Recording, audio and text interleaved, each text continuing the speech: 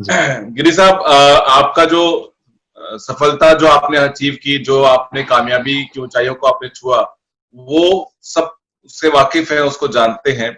लेकिन ये जरूर जानना चाहेंगे कि किस तरीके से आपने इस इंडस्ट्री में एंट्री किया, शुरुआत कहाँ से हुई आप?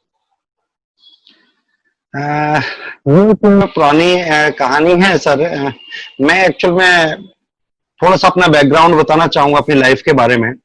मैं जी जी पैदा जी। मैं पैदा हुआ सर एक गांव में, और वो यूपी का एक डिस्ट्रिक्ट है बुलंदशहर, उसके नजदीक एक जी गांव है, वहां मैं पैदा हुआ। तो पैदा हुआ, बचपन की कोई भी चीज मुझे ज्यादा याद नहीं है, बट मेरी पढ़ाई लिखाई गांव के एक स्कूल में हो रही थी। लेकिन फादर साथ नहीं जी थे, तो बाद में पता चला कि फादर की एजुकेशन ज्यादा नहीं थी, पर वो चाहते थे कि गांव में रह के बच्चों को अच्छी परवरिश नहीं दे सकते, तो इसलिए वो शहर आ हम्म। गए थे। वो दिल्ली, शहर नजदीक होता है वहां से, वो दिल्ली आ गए।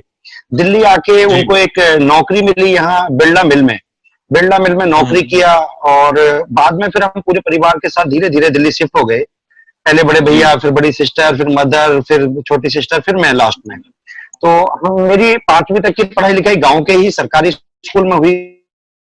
मैं पढ़ना तो नहीं चाहता था, उसके पीछे की वजह थी जो मिडिल क्लास फैमिली में, और मुझे भी एक एग्जाम्पल दिया जाता है, प्रेशराइज किया जाता था कि ध्यान से पढ़ो हम्म। तभी एक अच्छी नौकरी मिलेगी। और नौकरी जी। को करते हुए मैं अपने फादर को देखता था कि कितना स्ट्रगल सब परिवार करता है। उतनी कम सैलरी में परिवार का गुजारा नहीं चलता, फिर भी मुझे कहा जाता है कि मेहनत करो, पढ़ो। मैंने कहा जब मेहनत करके पढ़ के यही स्ट्रगल करना है तो फिर किस लिए मेहनत करनी है। तो मेरा रुझान जी नौकरी की जी। तरफ सब था नहीं। और बट क्या हम्म। करेंगे, मन में चलता था, लेकिन प्रेशर था घर वालों का, तो मैं पढ़ाई लिखाई करता रहा। लेकिन तब भी लगा कि यार सरकारी नौकरी में कुछ शायद बेटर होता है। बड़े भैया की सरकारी नौकरी लग गई, वो एयरफोर्स में चले गए थे। हम्म। उसी दौरान बड़ी सिस्टर की शादी तय कर जी दी गई दिल्ली में, तो उनको एक लेटर भेजा गया, तो फोन वोन का प्रचलन नहीं था, तो उनको एक लेटर भेजा जी गया कि तुम छुट्टी लेके आ जाओ, इस तारीख की सिस्टर की शादी है। बट उन्होंने एक जी। रिप्लाई किया कि एयरफोर्स में ट्रेनिंग के टाइम पे छुट्टी नहीं हम्म। मिलती है, और वो नहीं आ पाए।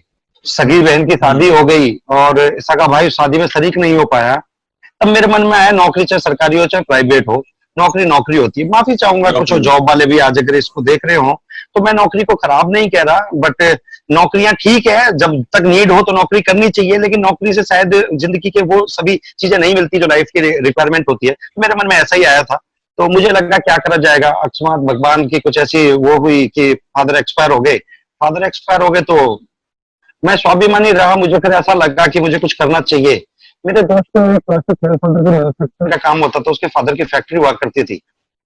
मैं अक्सर वहां जाया करता था, और मैंने फिर वहां से थोड़ा सा उनके फादर से रिक्वेस्ट किया, मैंने कहा अंकल मुझे कुछ काम दे दो ताकि मेरे परिवार को कुछ पैसे की सपोर्ट हो जाए। तो उन्होंने मुझे कुछ काम दिया, और वो काम अगर मैं बताऊं अपने बारे में, तो वो काम कुछ ऐसा था। उन्होंने कहा पैकिंग का काम कर लो, तुम पैक करके लाया करो। उनके यहाँ फाइलें बना करती थी, कंप्यूटर जी। फाइल, डॉक्यूमेंट फाइल, इस तरह की लीव फाइल। तो उन्होंने कहा इसको पैक करके ले आओ। 144 पीस का वो पैकेट बनाना होता था, 12 दर्जन को 144 पीस बोले तो एक गुरुश बोला जाता है। एक गुरुश 12 दर्जन को बोला जाता है। पैकेट बनाने थे, मुझे 20 पैसे पर गुरुश मिलते थे, और मैंने पैक करके दिया, तो मुझे 3-4 रुपए पर डे की इनकम होने लगी।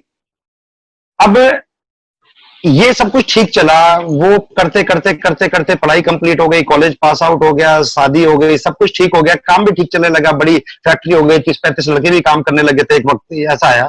लेकिन शायद वो ट्रेडिशनल बिजनेस के लिए कहा जाता है ना कि कुछ भी कारणों से बंद हो जाता है।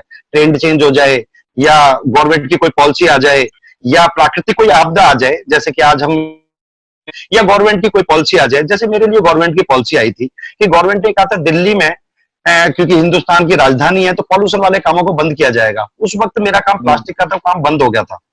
ट्रेंड के चेंज होने जाने से भी बिजनेस बंद हो जाते हैं, तो ट्रेंड का चेंज हो जाना भी बड़ा कारण रहता है ट्रेडिशनल बिजनेस में। मेरा काम बंद हुआ गवर्नमेंट की पॉलिसी के कारण, वो काम बंद हो गया। जब काम बंद हो गया तो मैं, कुछ मेरे साथी थे जो कुछ एल्कोहलिक टाइप थे, तो मैं भी उनकी संगत में चला गया। और आपको सर मैं आज बताना अच्छा नहीं समझ रहा था, बट आपने छेड़ा तो मुझे कहना पड़ रहा है। उन एल्कोहलिक लोगों के साथ जाके मैं भी एल्कोहलिक हो गया। एक, अब ये देखिए कि मेरे पास ना काम था, उस टाइम एनक्रोचमेंट कह के मेरे घर को भी तोड़ दिया गया गवर्नमेंट एमसीडी ने। अब एक सामाजिक बुराई भी अपने साथ थी। फोर्स में थे, उन्होंने मुझे इंट्रोड्यूस कराया मल्टी लेवल मार्केटिंग से, वो अमेरिका की कोई कंपनी थी, उसका प्लान उन्होंने दिखाया, मुझे बड़ा अच्छा लगा, मैं बड़ा एक्साइटेड हुआ। ये बात कर रहा हूँ सन 2002 की सर। तो मुझे अच्छा लगा कि ये इंडस्ट्री अच्छी है, मैं लोगों से मिला, मैंने कुछ बुक्स पढ़ी, मैंने कुछ वीडियोस देखी, तो मुझे अच्छा लगा। बट जैसे ही मेरा सामना हकीकत से हुआ, मैंने लोगों को इसके बारे में बताया, लोगों ने मुझे बड़ा मजाक बनाया, तो मैंने भी इस काम को ड्रॉप आउट बंद कर दिया था। और जब काम बंद हो गया, मैं 2 साल फिर उन लोगों के संपर्क में रहा।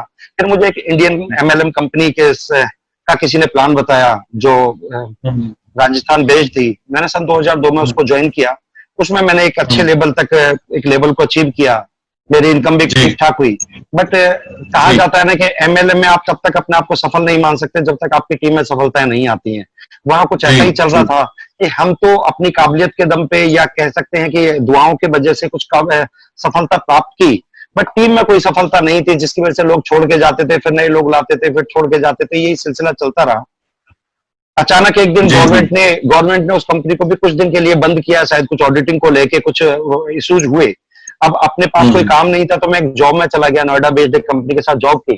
पार्ट टाइम में जॉब किया करता था जी। मतलब जॉब के टाइम पे मेरा एक दोस्त वहां मिलने आए, ज्यादातर लोग परिचित हैं, राजीव शर्मा जी आज यूनिवर्सल क्राउन डायरेक्टर हैं, उनसे मुलाकात हुई। उन्होंने मुझे फिर दोबारा मल्टी लेवल मार्केटिंग के लिए मोटिवेट किया। और उन्होंने बोला, देखो इसमें बहुत सारी कंपनी होती हैं जो खराब काम करती हैं, जिसकी वजह से इमेज खराब होती है, बट ये इंडस्ट्री बहुत अच्छी है। मैं भी मानता था कि इंडस्ट्री अच्छी है, बट इंडियन एमएलएम पे भरोसा उठ चुका था।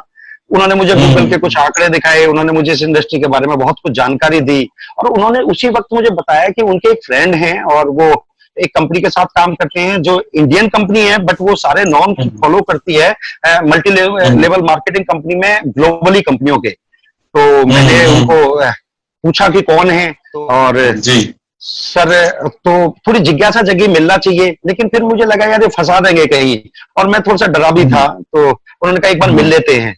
मुझे याद है वो दिन सर आपसे भी मुलाकात हुई थी, 5 मार्च 2012 का दिन था, और नोएडा के एक कॉफी होम में मुलाकात हुई। वो दिन शायद एक बड़ा सौभाग्य का दिन रहा कि उस दिन एमएलएम को समझा, और फिर इस इंडस्ट्री की अच्छी तरीके से, इस तरीके से ये सफर चलता रहा। जी जी जी जी।